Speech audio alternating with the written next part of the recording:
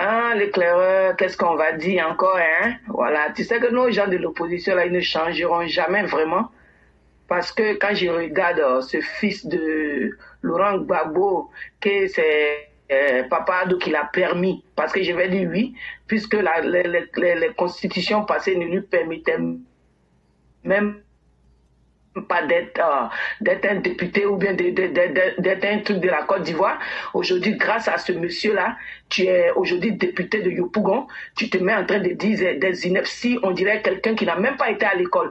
Et avec ça, on me dit que c'est un professeur d'université. Franchement, c'est pitoyable, quoi. Comment un professeur d'université peut réfléchir ainsi? Je ne sais pas si c'est vrai ou pas, ou bien c'est moi, il n'est pas professeur, l'éclaireur. Oui, mais vous savez aussi, professeur dans quel contexte? Quand on sait que on dit que l'habit ne fait pas forcément le moine, ce n'est pas le diplôme qui fait forcément l'intellectuel. Et c'est la même chose. À regarder même l'individu, vous comprenez que son diplôme a été acquis dans des manières calamiteuses. Et même j'ai vu une vidéo où lui-même il disait comme ça que quand il était au lycée ou bien quelque part Oui. Voilà, il y a un de ses professeurs qui lui donnait des notes gratuitement parce que lui et Babou avaient créé le FPI ensemble. Oui. Et donc c'est pour vous dire que l'individu a grandi et a prospéré dans des milieux du favoritisme, du désordre, et c'est totalement normal que ça puisse donner un tel résultat. Quand lui-même il s'est dit professeur d'université, que tu le regardes, tu ne vois aucunement une qualité même de quelqu'un qui mérite d'être un enseignant, à plus forte raison un pédagogue. Mais malheureusement, il y a eu aussi cette partie de la Côte d'Ivoire entre, je vais dire pratiquement entre 2000 jusqu'en 2011, où où les diplômes étaient payés, où quand voilà, on a vu le cas Blé Goudé, on a vu aussi plein de cas. C'est dans ces conditions-là que les Michel Babon ont eu leur diplôme pour en arriver à là. Et donc, ce sont des diplômes vides. Et c'est ce qui fait que vous voyez aussi des individus vides en train de s'étaler sur la place publique.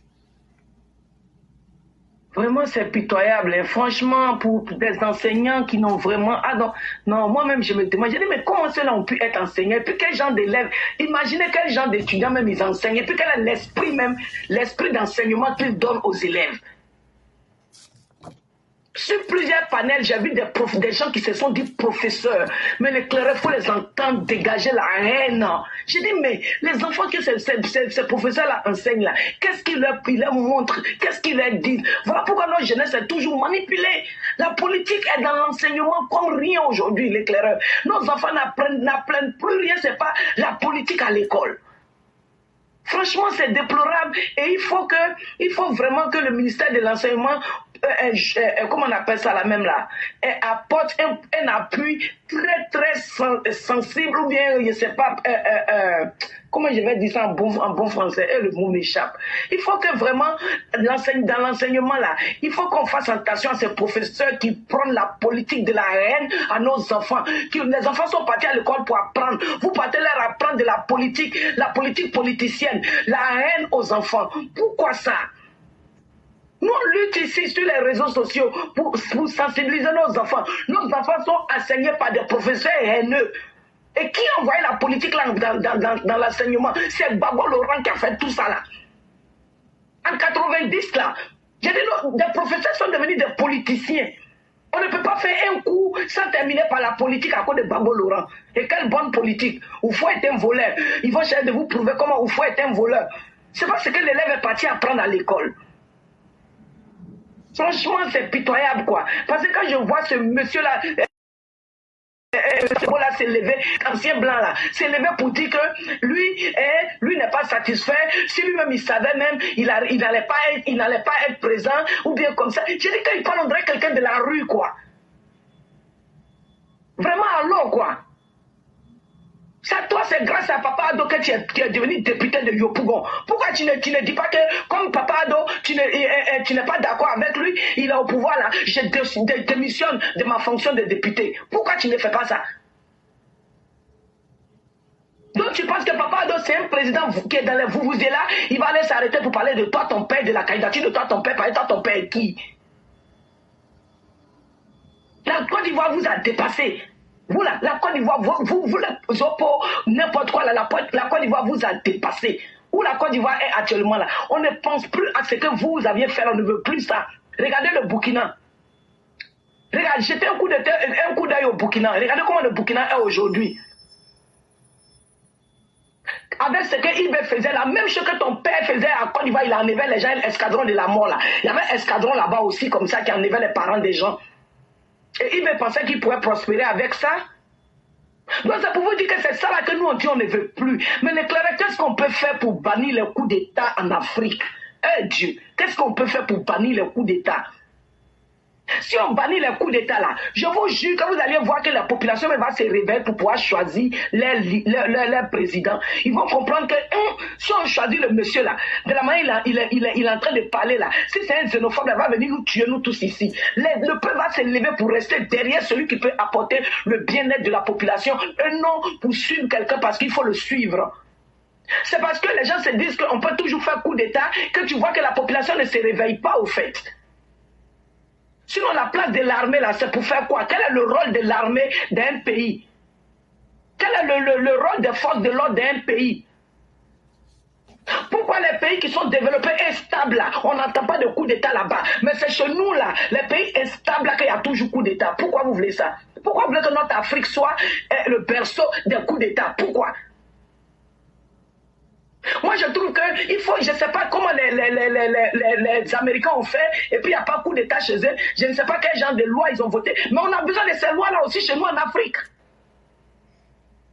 On a besoin de ces lois-là aussi chez nous en Afrique.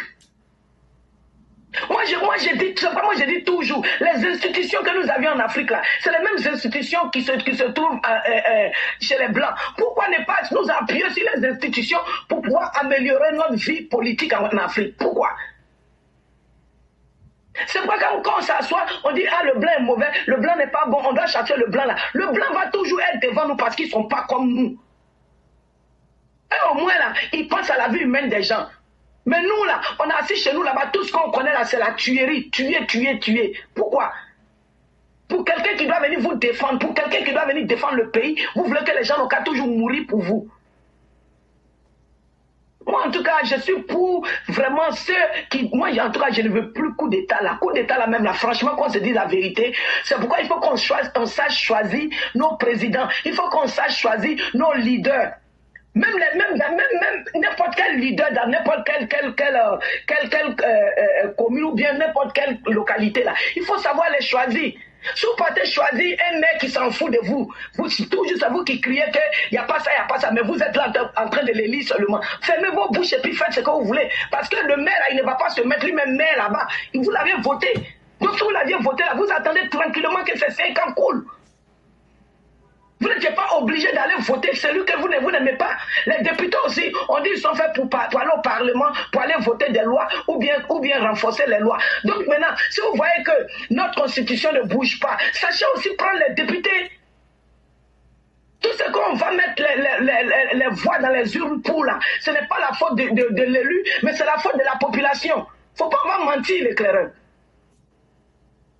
L'élu n'a rien à voir dedans, c'est vous qui l'aviez élu. Si vous l'aviez élu, vous attendez. Je n'ai pas dit ceux qui montent par coup de force, non. Mais quand vous avez fini de lire un président, laissez-le aller au bout de ses termes.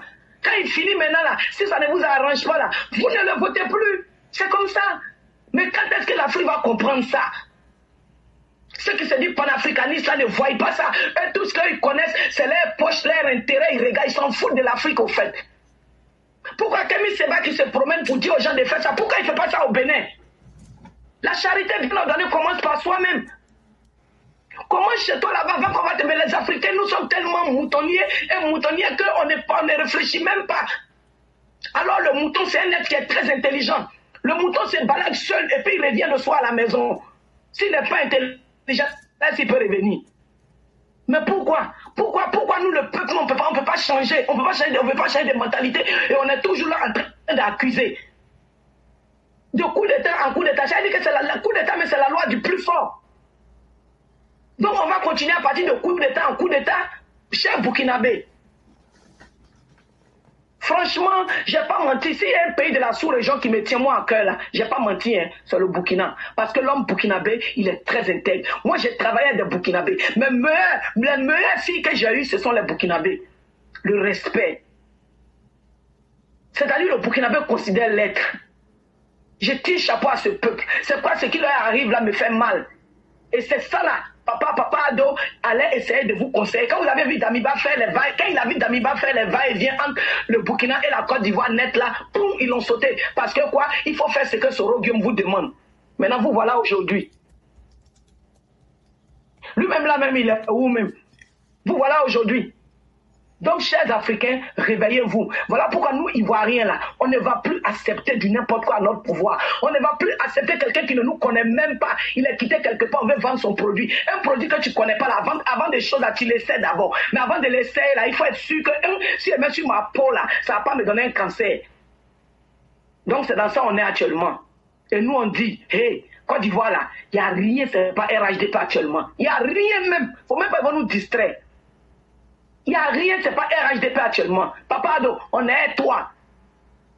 Parce que ce qui se vit là, nous on ne veut plus retourner dans ça. On veut que nos enfants dans leur tête là, ils n'ont qu'à chercher leur vie, au lieu d'aller chercher à suivre des politiciens. L'éclaireur, s'il y a assez de monde qui me dit, puis je vais couper. Il n'y a pas de problème, il y a... Donc vous avez compris. Okay. Il y a Mère Djeneba Koulibaly et puis Maman Ouragan qui sont là. Donc vous pouvez encore prendre 5 à 10 minutes. Ok. Merci beaucoup. Donc, c'est pour vous dire que nous n'allons pas accepter que vous venez nous mélanger notre Côte d'Ivoire là.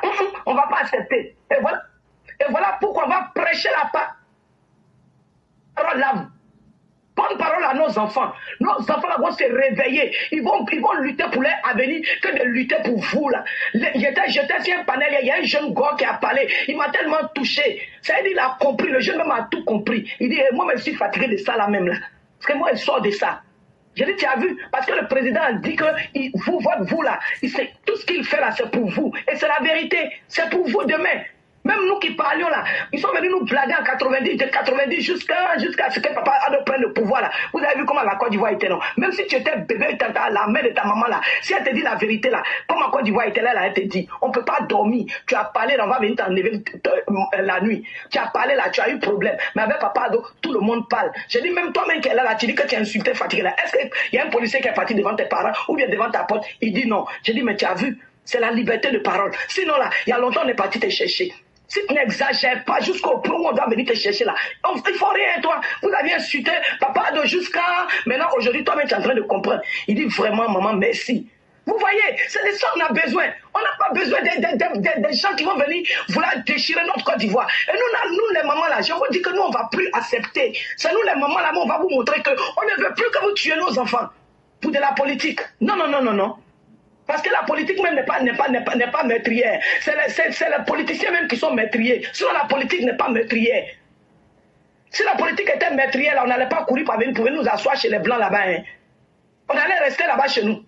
Mais on vient chez les gens. Si eux-mêmes qui pratiquent la vraie politique, là, on ne les voit pas tuer leur peuple. Pourquoi c'est vous voulez toujours qu'à nous tuer? Pourquoi? À cause de vos intérêts. Pourquoi? Rendre viagère là. Hey. Voyez bien votre truc de rendre viagère. C'est à cause de ça, ils sont en train de faire tuer nos enfants là. Nous, on n'a pas besoin de ça. Parce que cet argent-là, ils ne prennent pas pour développer une région. Ils ne prennent pas pour construire des écoles. Ils ne prennent pas pour construire des hôpitaux. Donc, nous, on n'a pas besoin de ça. Des gens même qui doivent faire charité à cet argent-là pour aller croiser Dieu là, c'est pas leur problème. Donc, à la fois les rendre la même viagère là, voyez cette situation là. Ah, c'est parce que Gbagbo savait très bien dans quoi il était. C'est la facilité qui les arrange toujours. Donc franchement, voyez cette loi-là. C'est pas à cause de ça, ils vont toujours continuer à s'aimer la violence en Côte d'Ivoire pour leurs propres intérêts. Franchement, merci l'éclaireur. J'avais vu un truc que j'avais dit que j'allais parler de ça, mais il va faire ça très rapidement. Cette histoire d'affaires de Woubi, d'affaires de Lélé en Afrique là. Africains, les mamans, les papas, prions pour nos enfants.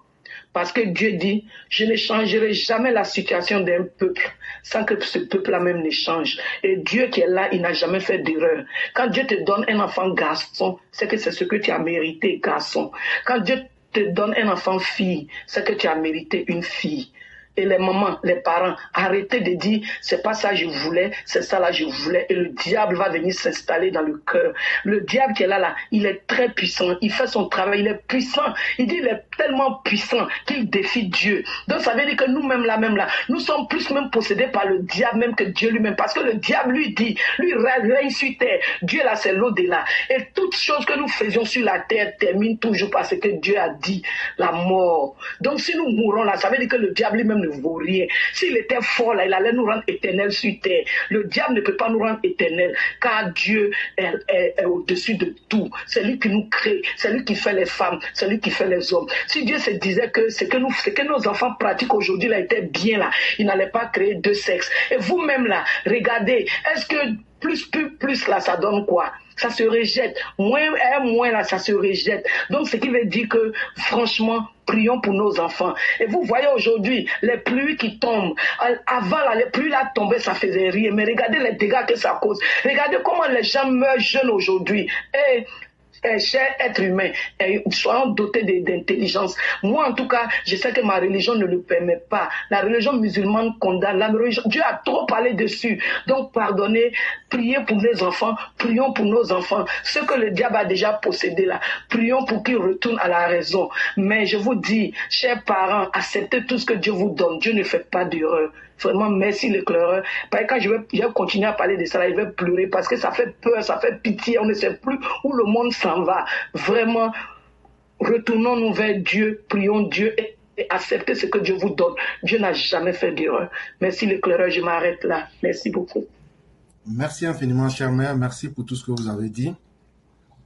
Vous avez évoqué plusieurs sujets et vous avez donné vos avis là-dessus. Et j'allais terminer par le dernier, puisque déjà, parler encore des coups d'État, parler des opposants ivoiriens, ça serait déjà quelque chose que tout le monde sait. Mais j'allais parler sur l'homosexualité et aujourd'hui les dangers. Et c'est la même chose que nous disons tous les jours. Un être humain, dans cette vie, quand tu rentres dans quelque chose, le plus important, que les gens te trompent, ou même que toi-même tu te trompes, ou même que tu dises que tu ne saches pas ce que tu fais, il y a une question qui répond rapidement à presque toutes les problématiques.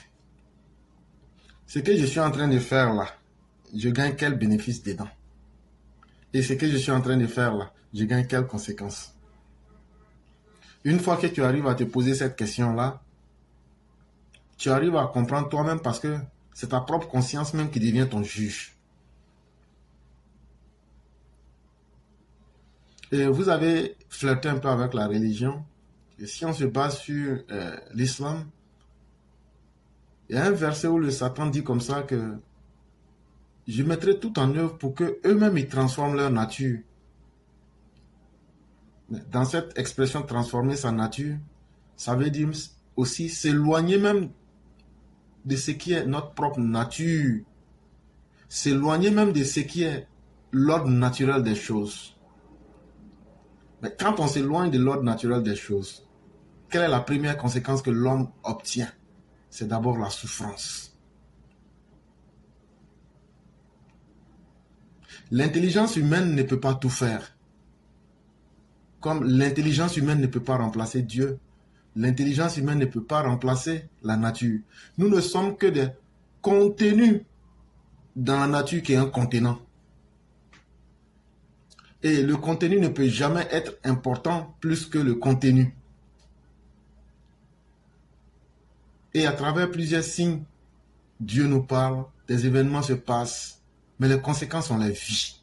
Et chère mère, c'est de cela que moi je veux parler. Ceux qui pratiquent l'homosexualité, je prends le cas des hommes par exemple, ça se voit là-bas plus facilement. Les conséquences se vivent en direct. Les conséquences se vivent en direct. Comme à toi, un jeune homme, vous m'excuserez des termes que j'utilise, mais tu as utilisé la voie contre nature. Tu te retrouves en train de porter des couches à 20 ans. Parce que tout ça, tu voulais avoir simplement de l'argent, ou bien être connu, ou bien même tu es dans un ordre mystique qui t'a imposé cela, mais toi, tu voulais réussir, ou bien tu voulais une vie facile. Il n'y a pas de vie facile. Allez demander au président Ouattara si sa vie est facile. Il vous dira non. Dieu n'a pas créé l'homme pour que la vie te soit facile. Chaque être humain a un défi à relever. Chaque être humain, comme disait le Christ, a sa propre croix qu'il doit porter. Le travail même est difficile, mais c'est la voie la plus honorable pour pouvoir gagner sa dignité, mais pour pouvoir aussi avoir la paix. Que ce soit la paix avec sa propre conscience, que ce soit la paix avec sa société. Il n'y a qu'une seule voie, le travail, le travail, le travail et encore le travail. Malheureusement, beaucoup de nos jeunes gens aujourd'hui se laissent aller dans ce piège-là. Et une fois que ça vous rattrape, vous n'avez que les conséquences en face. Et ces conséquences-là, vous les assumez à vie. Voilà, pour quelques sommes d'argent, vous avez mis vos vies en lambeaux et vous vous retrouvez à subir les conséquences pour toujours.